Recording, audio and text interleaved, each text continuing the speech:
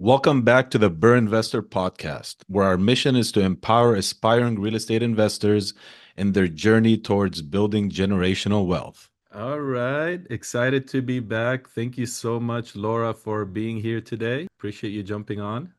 Happy to be here. Awesome, awesome. So today I'm excited for this episode. We have Laura Endres. Laura and I have been working together for a little over a year, about a year and a half or so. I don't know, correct me if I'm wrong on time, but time has been going by so fast on this journey.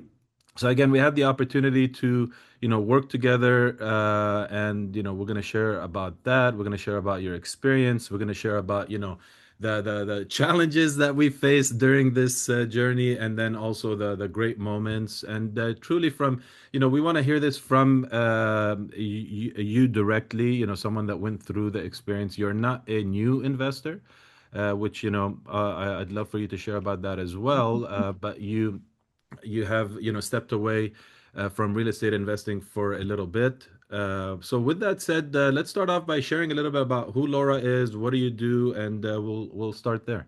My name's Laura. I live in Northern Illinois. Did spend several years out in Los Angeles area because our oldest has been out there for about 13 years. I'm an educator, so I taught school. I homeschooled my kids, and now I've been a personal trainer since 2009. That's my day job. And as you can imagine, that was fantastic when I lived in LA. And then thanks to the pandemic, we went online, and I now have clients in about 6 time zones, which is pretty cool. Started my real estate investing, wasn't planned. It sort of happened because we were living in Los Angeles. We came home to see family, and there's a lake community, which is where we live right now. And we thought, wouldn't it be great if we had a small property that we could use when we come home to visit, so that we didn't have to stay with family and, put them out. And we offered on a small little cabin, and then it got bought. Someone else got it. And we were disappointed. And my realtor, who's fantastic here in Illinois, said, what was the reason that you wanted this? And we said, well, and we could rent it out when we're not using it. And she said, well, if you're interested in rentals, I have a duplex for sale. Long story short, we bought the duplex, and then we bought 3 more properties within about 2 years. So I think after being in Los Angeles, the price point in Northern Illinois was just so attractive. It did not scare us. It scared us when we lived here originally, like it would to buy any property. But after we had seen prices on the West Coast, we thought, this is doable. So we bought 4 properties. I self-managed. It really became my deal. Bought it with my husband and my oldest son, and it really became my thing. So I learned how to manage properties and tenants. We held them for a few years. And then it just got to be too much. I was getting busier with work, and my husband was busier with work. And my husband and my son said, should we sell these? And I was real hesitant to do that because I had learned so much. And I thought, am I really going to have gone through this process for a couple of years and then sell? But I said, I'll sell if we think we can make money. And we did. So that's kind of my history. Still live in Northern Illinois. Came back to be near family again. And that's my initial history with real estate. That is awesome. And how did you, so when you did, take the leap of faith and you got the duplex and then you got the other properties, what was going through your mind? Like, obviously, the price point was very attractive, right? Just like many, many investors, especially those starting, they do look at those areas because they're attractive from a pricing standpoint, which could be great and could be not so good, right? We've talked about that. Mm-hmm. But what did you feel like, going into it? The price maybe it made you feel at ease that it's not as much of a risk. But with work, with all that you guys had going on with your professional life, personal life, how did you feel about jumping into it? And what were the resources you leaned on to during that process? I was very excited because I like to do a lot of things, and I am a jump in and I'll figure it out as I go kind of person. So I really wasn't daunted by this. I also have a cousin who has been building his portfolio for about 20 years. And so I leaned on him a little bit for advice. At first, I was going to buy a condo, And when we ran the numbers, he said, no, no, no, no, you're looking at this all wrong. And so he saved me from that purchase and taught me a lot in that process. And so figuring it out was hard. I joined some Facebook groups for landlords and really leaned on those people and what they said they had done, whether that was good or bad, what they do now. And I just really trusted their process. And then it worked. When I stuck to my process that I had developed on how to vet tenants and things like that, it went well. When I did not stick to the process, then stressful things happened. So that was an interesting thing to learn. The thing about the properties here is that they will cash flow right away, but they won't appraise much. So, we get to the point where all of our money is our liquid cash is tied up in the rentals. We did have private investor for two of the properties, which allowed us to go in with cash offers because it's very competitive here because the price point is attractive and there is a severe shortage of housing and rental properties. So properties go fast. So going in with cash was enormously helpful. Mm. But also interestingly, had two duplexes, a single family, and then a 4 unit. We thought the 4 unit was going to be our cash cow. We thought that was going to be amazing. And that ended up being the property that was the most difficult and the one we wanted to unload first. So, you just don't always know until you get into the weeds on these things. But I learned a lot. And then when we did make money on all 4 properties, I was pleasantly surprised. I was then able to remodel my own kitchen in the house that we bought here. We were able to buy a little bit bigger house than what we had originally planned. So that's how that all went. That's awesome. And would you be able to share a little bit, give us an idea of like what kind of cash flow were you generating on these properties at the time? Okay, I'm gonna have to think back, but Because I mean, obviously you had no mortgage, right? well, we You did had, have a private money loan that you were paying off, so that yeah. also can skew the numbers a little bit. So you want to kind of consider that. But if you put in the mortgage in there, taxes, insurance, and so forth, with other expenses, and leaving room for repairs and unforeseen repairs and stuff, what would you Mhm. say, monthly? Is it a few hundred? Is it more than that? What would you say the cash flow was approximately? That was, yeah, the other interesting thing because again, it wasn't entirely what we expected. Like the single family home brought in had a wider margin because that was in high demand to be able to rent a small single family as opposed to an apartment. And so I want to say we would have been positive about 10,000 a year with that one. And then the other ones were a little bit tighter. So, that was where it got real. I did hire a property manager for 8% for two of my properties at a certain point when I was feeling overwhelmed. And so that cut into the profit a little bit more. So yeah, at the end of the day, we were playing the long game, but we were making at least a few hundred each month on each property unless something went sideways, right? Another thing we didn't anticipate is snow removal. So when you have a multi-unit, you can't realistically expect them to go out and shovel the enormous driveway. So now we're paying for snow removal. It could snow every day here. It could snow every day. And I thought, oh my God, there goes all my money. Right. So I mean, if you can get a tenant to do it and you give them a little break on rent, that's ideal. But I wasn't able to on the 4 unit because all the tenants were a little bit older. So that's where I thought, well, there goes our profit. So that property was trickier, and we kind of learned that the hard way because, like I said, I just jump in. I'm learning to be a little more prepared now and run numbers Yeah. before I jump. Hey, whatever works as long as you know your style. I mean, that's, I believe, one thing that we both have in common, Yeah. right? And Yeah. it's definitely a strength, and as long as you know it, Mm-hmm. you can avoid it Mm-hmm. being a weakness.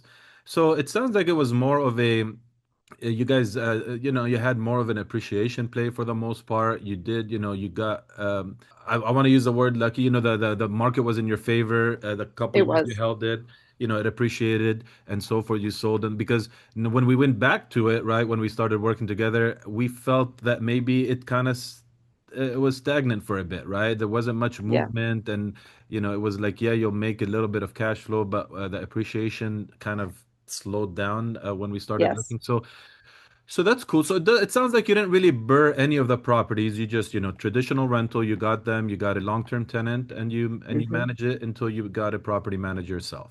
Right. Right. Now, did you feel the property manager? I mean, I'm a big advocate, obviously, of hiring, the right people to do the right job, unless you have the proper system in place to manage it yourself.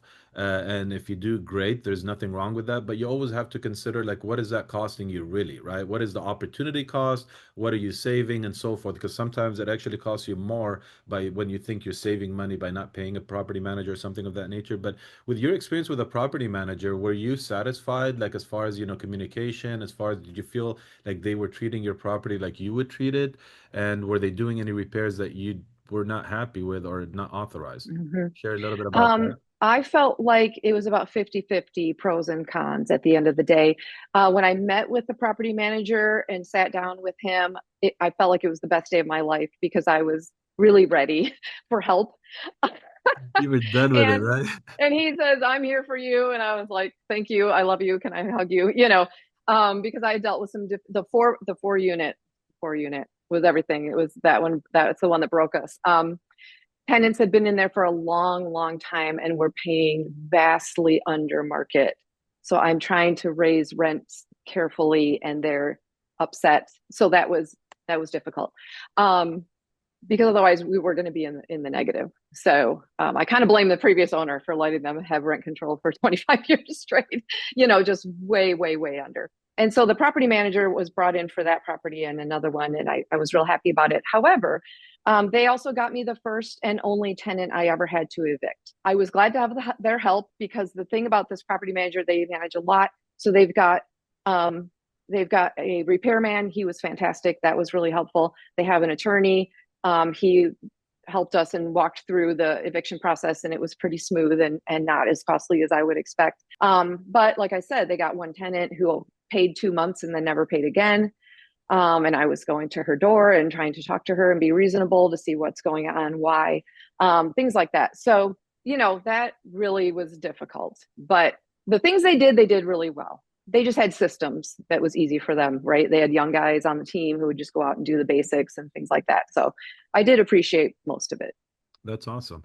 And that's definitely you brought up a great point. That's something everyone should take into consideration when you're buying a property, rental property, investment property. Like, is it currently tenant occupied? If it is, there's a lot to consider. It doesn't mean you shouldn't Mm-hmm, buy it, right? But there's just a lot you mm-hmm, need to consider. You need to be very careful about that, and also like what is the history of the rents and what is the nature of the previous landlord will definitely affect you or backfire on you because yeah. they've been there for a long time. If they've been spoiling it, the tenant, or not maybe necessarily raising the rent appropriately gradually, then yeah, it's going to come back to you. So Mm-hmm, that's why we highly recommend that, and we've talked about that. So mm-hmm. so that's cool. And then the snow, it's like, you don't even think about that, and here in California, like, wow, we take that for granted.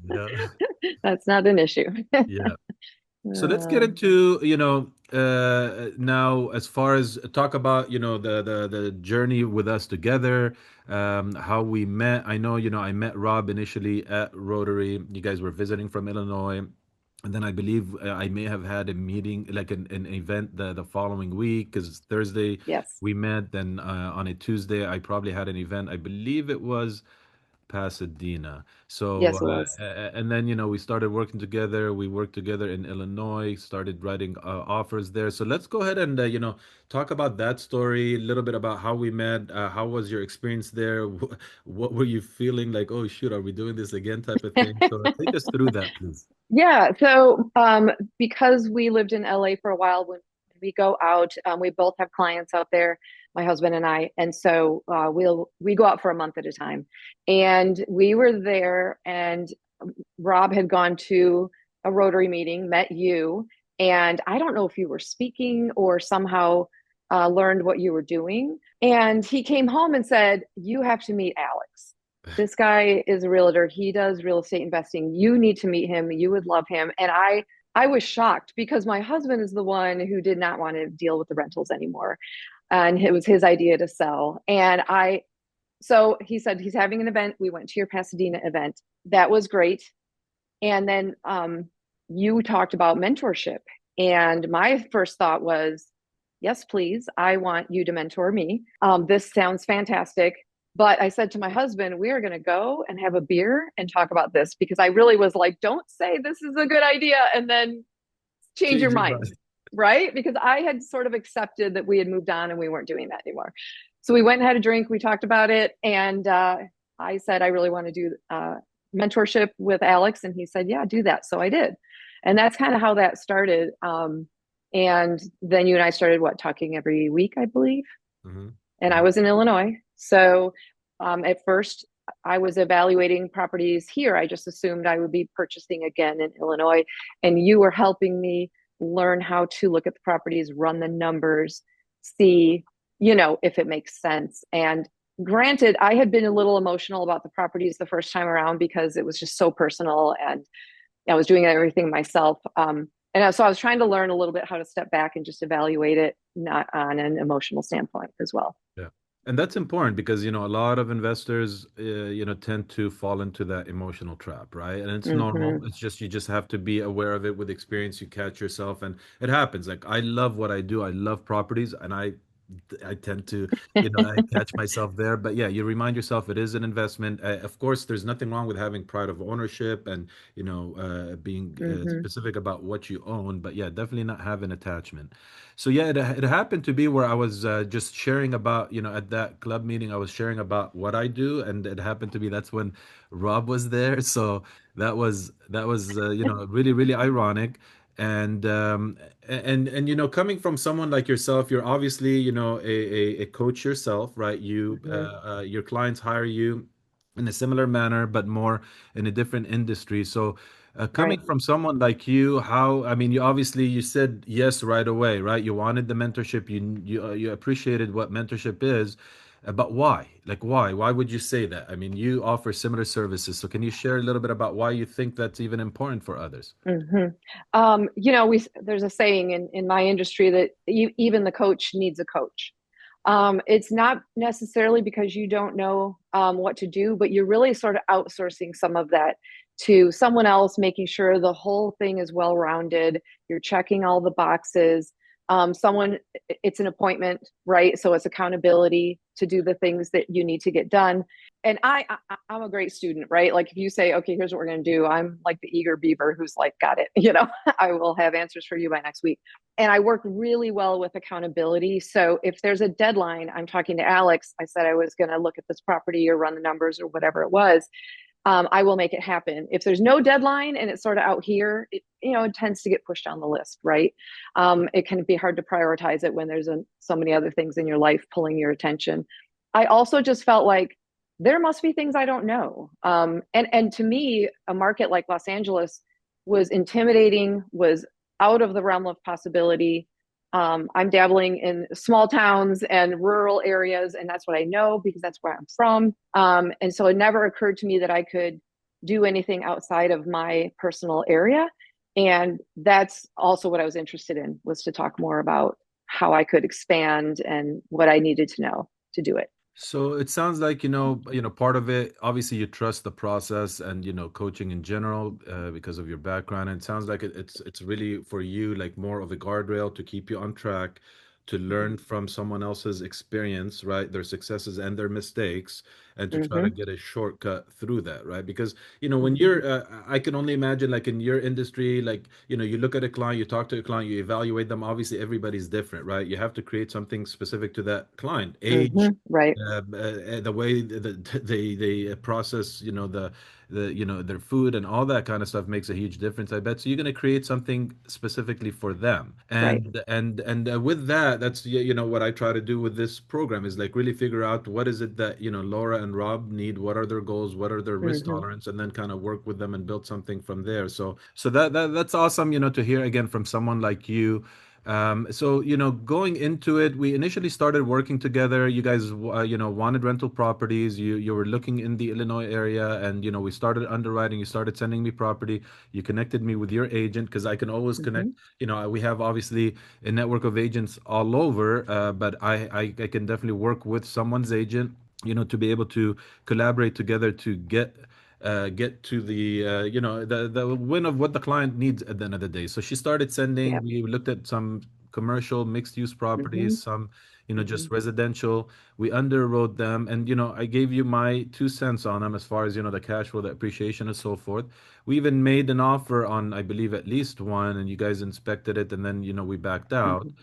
Right. And then how did we get into LA?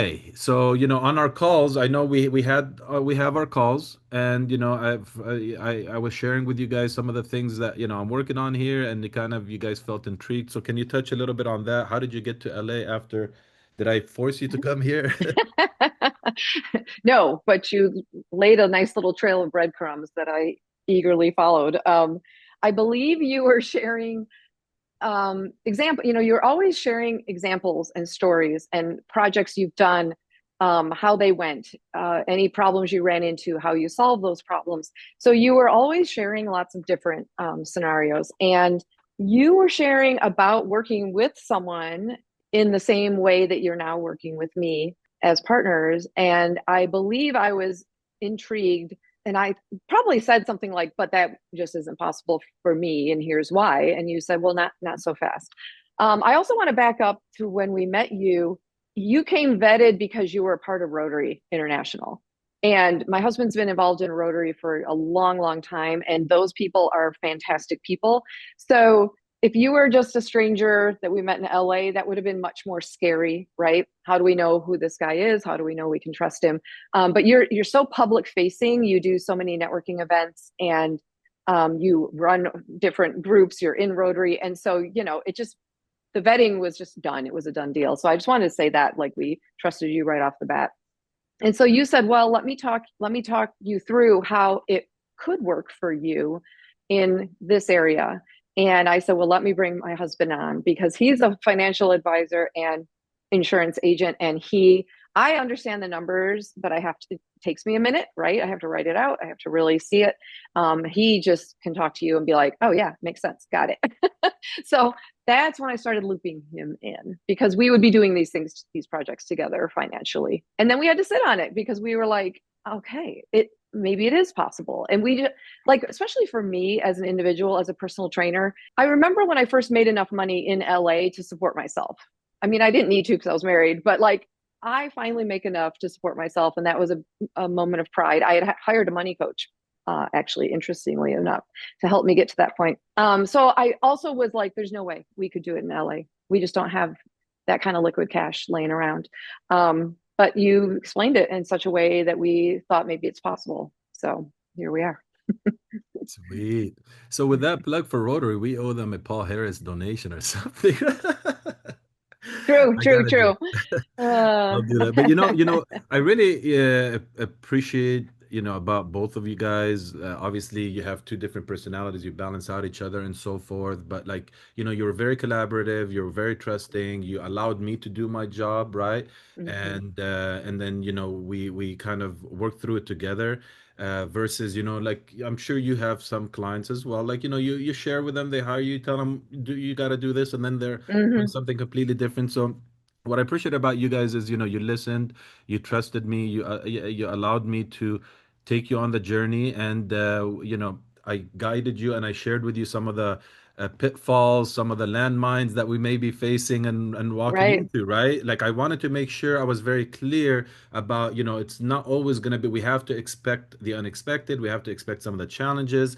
And you guys, you obviously did, we started working together. You have limited resources, just like Mhm. majority of the clients that I work with. And that's the what I love the most is when we're hardworking professionals and educator, right? It's so ironic how many Mhm. educators I'm working with. So educators True. and those in the medical industry are really what we focus on, because we truly believe, you have a lot more resources than you think, and resources doesn't have to just be money, right? It's not just Right. monetary. There's a lot of resources. You guys are very, very talented, but you're very preoccupied with your profession, right? And Mhm. that's why, Mhm. I pour my heart into working with such individuals or couples or partners.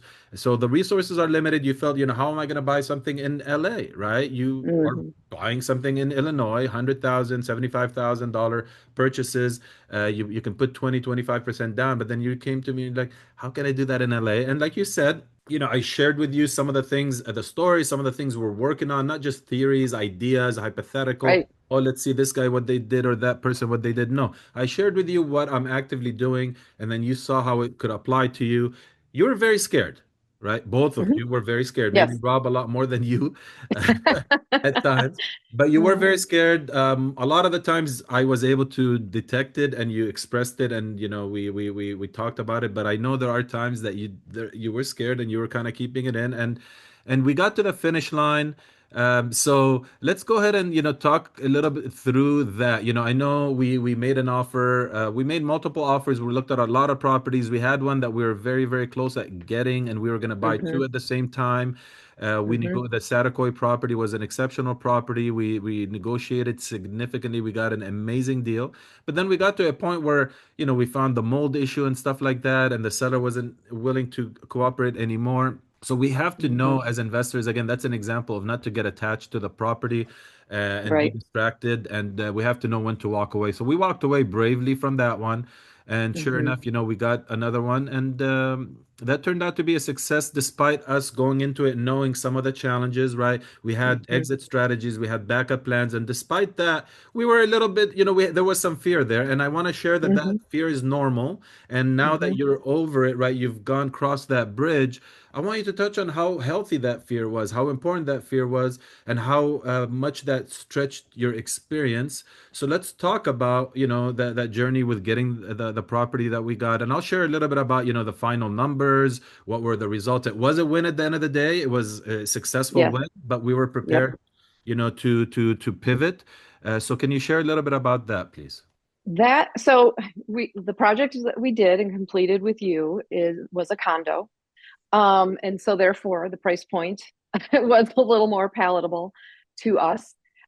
We had looked at multiple properties with you, me especially. So every time I would go to Los Angeles, we would drive around and look at properties. And then we did make offers and we're going through the process, got accepted for the condo that we got. And then, like you said, Satakoy, a single family home, and we were going to do them at the same time. So first of all, for me to go from there's no way I can ever do Los Angeles to oh well now we're going to do two is bonkers. Okay. So if we thought I was scared in the condo, I mean, I would have been biting my nails through the whole thing. But again, you like laid it out for us to help us understand how it was going to work. And then we did run in the condo was going great. We got it. The rehab was pretty quick. I was really impressed with your team and how fast, because I was just looking back at the numbers this morning to double check all that. And we renovated the entire thing, and it was very tired and drab and brown. It hadn't been updated in probably decades. And now it's bright and cheery and white and tile, and it's really beautiful. But we did run into, and I mean, we were normal scared, but not like the type of scared of questioning if we'd made a mistake or anything like that, until we had a little bit of trouble with the financing of the condo on the buyer's side.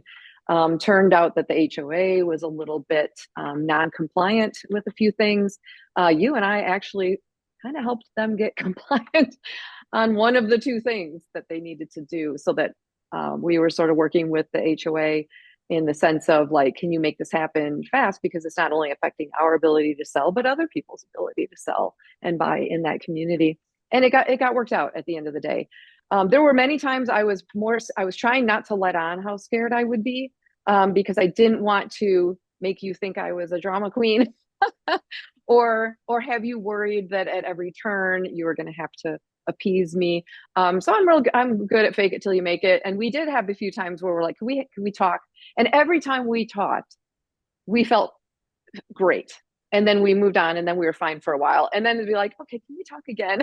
Can we just, talk through this? Because it was at a certain point feeling a little bit like it was going to be hard to sell. And then out of the blue, we got two offers like a couple days later, right when we had been seriously discussing plan B. What's plan B, and when are we going to, well, we knew what plan B was, but when are we going to shift to that strategy? And right away, then we got these two offers, and it turns out we didn't have to. So that was amazing. I mean, I was doing this through the whole the whole escrow process. They wanted to close fast. We wanted to close fast. I mean, at the end of the day, we made money. I mean, it was really great. And So when it was all done, my husband and I were like, okay, let's take a little break. That was exhausting. And then a week later, you're like, I'm looking at a property, and we said, okay. So we're a little bit like that. We're a little bit like, I'm scared. Okay, let's do it. It's awesome. But I want to share, something very, very important, and I commend you guys tremendously about that, we haven't talked about yet is during this time that we're working together, not only that you're dealing with the challenges, I mean, not, I don't want to say challenges, with the journey of and the emotions and the feelings of the real Mm-hmm, estate investing process, and putting your money there and risk and so forth, and it's a big thing, and the fear that comes out of it is always going to be there, just changes a little bit, but you're going to feel it, and it's just a matter of mm-hmm, like pushing through it. But one thing, a couple of things that you guys were dealing with is, again, just to touch on it a little bit, you had some personal things you were dealing with the mm-hmm. Oh my house, gosh. some seriously, with the insurance, the house. You can elaborate as much as you want, and then personal, like family, friend issues that really would, without even having to deal with a project, that's a lot. So I want to Right. make sure, you understand that, and you give yourself the credit that's due, because not only that you managed the project very well and you got through it with despite the challenges that we faced, but yeah, you Mm-hmm. were carrying a lot on your shoulders during that. So Yes. thank you for Yes. that, and I commend you about Mm-hmm. that. Yeah. And I appreciate every time you said that, because we were going through a lot in our personal life. And occasionally people are like, oh, no big deal, you'll bounce back. And you're like, no, you don't understand. Like, we're really having a hard time. We had probably one of the worst years of our life. My Yeah. husband ended up with three health issues. Only one is something we knew, and two were not. And so he was having surgeries and lifting restrictions, and it affected his ability to work and do sales. So that was huge. We had a plumbing disaster at our home where we live. Turned out the pipes were made by a company that was sued and made faulty products, and we had a disaster that was a $120,000 insurance claim. 7 months of renovation, it destroyed 70% of our house. We were gone when the water was running. And so that was crazy. Our son got married during that time. My joke was, I'm trying to look good for this wedding, and I'm so stressed out. So that happened, and then my younger son had two friends take their own life within about 6 months of each other, different friend groups. So he's struggling. I was closely involved in that, so I was struggling. Health issues. Our house fell apart. Meanwhile, if I'm in LA, you and I are looking at properties because I'm really good at compartmentalizing. Like, I've got to deal with this, and now I'm working. I still have to show up and be positive and all that for my clients, and everything I was doing with you. But it really tested our limits. We had to be out of our house and all. It was just a lot. It was a lot. Like, should I move into the condo? that's where that's where that was. You guys But inspired me. I mean, I'll be honest. I was like, wow, that everything that you dealt with during the time, and you were dealing with the condo, I thought we are gonna have to call it quits, give you guys a little right, time out, right. because, but so that's very commendable. And again, for me, it was inspiring to see you work through that very, very well. So to touch a little bit about the project, the condo, as we talked about initially, just to share with everybody, it's not, my preference. It's not something that I would highly recommend as a priority, of an Mm-hmm, investment. However, we went into it knowing that, and we were open about that, and we discussed that. However, you and I had a unique thing, and every investor, every partner is going to be different, right? You had presence in that area, you had family in that area, we had a backup plan, as a second home. It was a co-living strategy, and then a BRRRR, mm-hmm, and then obviously selling it, right? And we knew the mm-hmm, challenges that we're going to face with selling it. Now the product came out exceptionally well. Obviously, that's the feedback we got. It was amazing. It's the best unit in the community, or even in the mm-hmm, area. The staging was amazing and helped it sell very, very fast. So that was cool. But again, the having a condo, especially in today's market, the condo market shifted very, very much, and it's really hard to mm-hmm, sell. But then we managed to get an offer. We worked very well with the offers we got, and we sold it, and it was a great success, like you said afterwards. And now we look mm-hmm. back, and it's like, oh wow, that was great. We learned a lot. So I'm going to touch on Right. the numbers a little bit, but I also want to share, like you mentioned, we finished the project, we went over it, we took care of the numbers, and then a property came up, talked about it, you guys were ready to go, right? And now you guys are at a level where we were working with you, where you're not even having to use your money. You've already have two private money lenders lined up, where we're gonna go Mm-hmm, in on the next project with zero money out of your pocket. And right.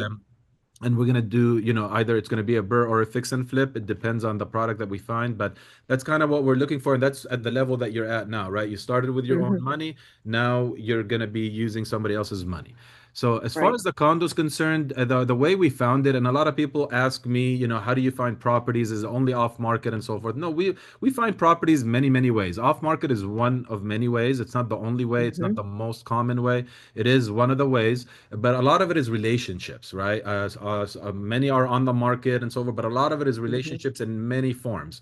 And one is with agents. So how did we get this particular property? We were in escrow on Saticoy too. We did our inspections. We Right. were going through it, and then we came. This one came about. I get a call from an agent that I've worked with before. I've bought other investment properties from, and she had a buyer in escrow on that condo, and then they were having some issues, so she reached out to me. Alex, I have trouble, this is the deal, it's a good deal, blah blah blah. So we negotiated, made it even extra special deal for us, Yes. and sure enough, we got it right. And that's, the relationships, the trust that I've built with other agents. They know if they come to me and I say yes, or we say yes, it's a done deal. So we got that project, and to be specific, the plan was to be in and out very quickly so we can explore the other side of it. So to be specific, we bought it. We did the rehab in 1 month and 6 days exactly, Hmm. and then the project was from beginning to end, including that rehab timeline. It was 5 months and 2 days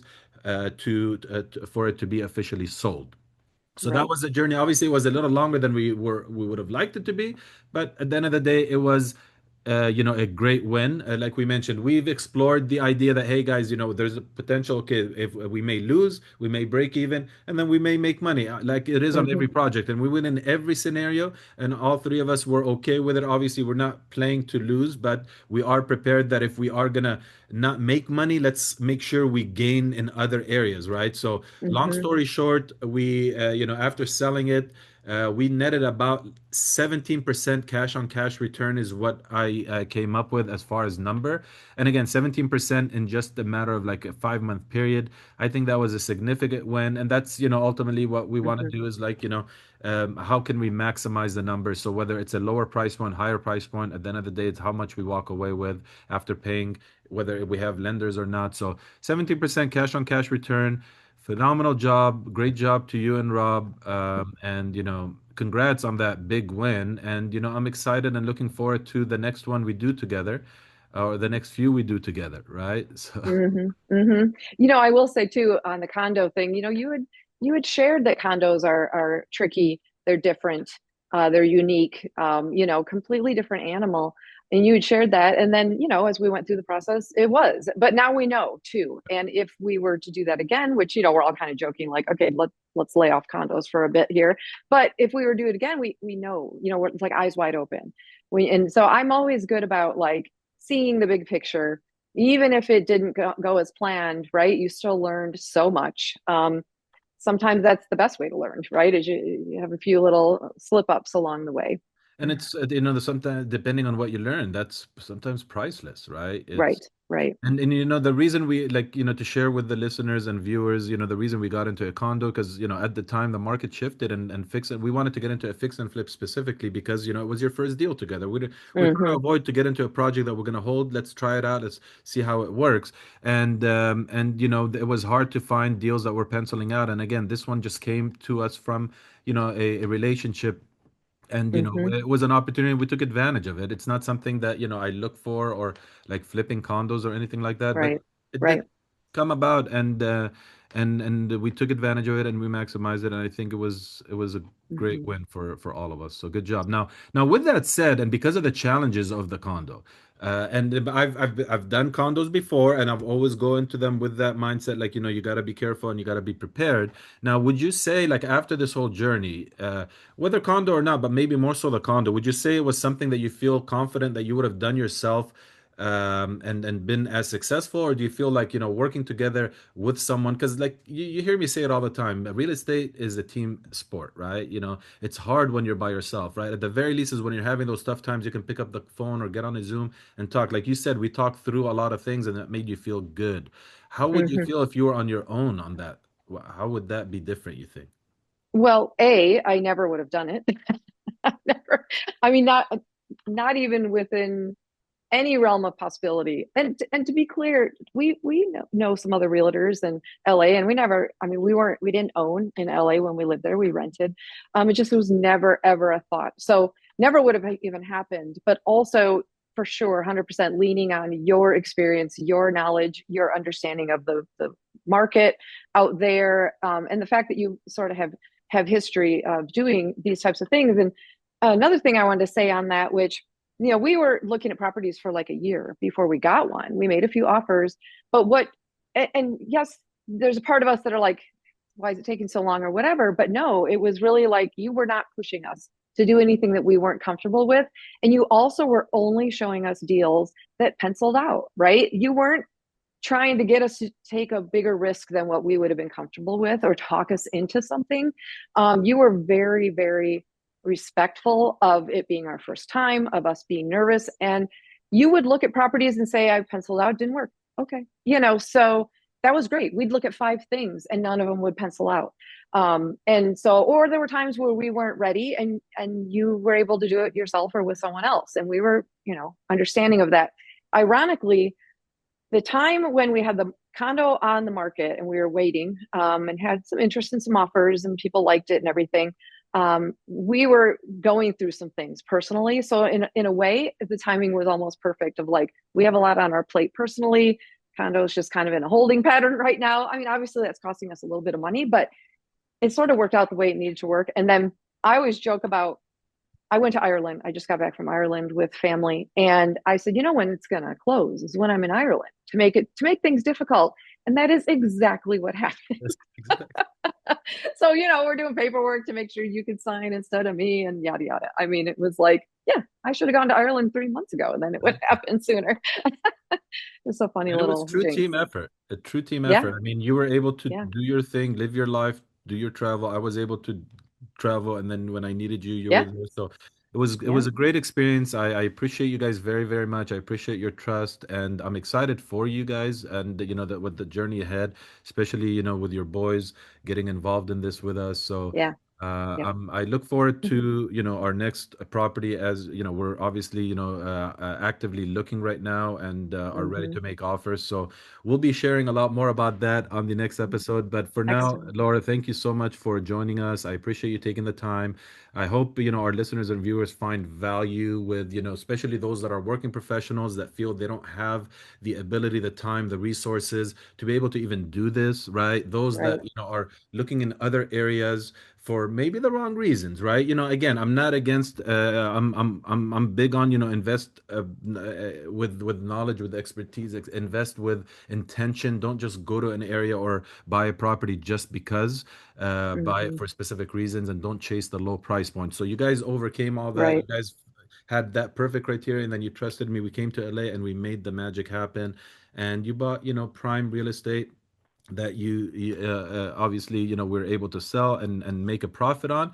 And you've seen the other examples that we're also looking at about the BRRRRs, that how that has worked, and that how that would work for you guys and so forth. So I'm super Mm-hmm. excited. Thank you so much for your time. Is there anything, any last words you want to leave before we jump off? I just think, it's my side hustle, but I want it to be my main thing at a certain point, right? And I think just trusting the process, walk it through, take a look at it. But if it's possible for me, it's possible Mhm. for others for sure. So it was Thank a great you. experience and excited to keep going. That is awesome. If I mean, if we can do it, anybody can do it with the right Hmm. guidance. Yeah. And so feel free to reach out if you have any questions. Thank you so much for taking the time to listen or watch this episode. And stay tuned for much, much more. Thank you so much, Laura, Great. again. Thanks for having me. Thank you all for joining us on the BRRRR Investor Podcast. If you found today's episode helpful, please hit like and subscribe to our channel for more real estate insights. We love hearing from you, so please leave your thoughts, questions, or topics you'd like us to cover in the comment section below. Be sure to check out our website, thebrrinvestor.com, and follow us on social media at The BRRRR Investor. Keep learning and investing, and we'll see you in the next episode. I'm your host, Alex Nale. Stay invested.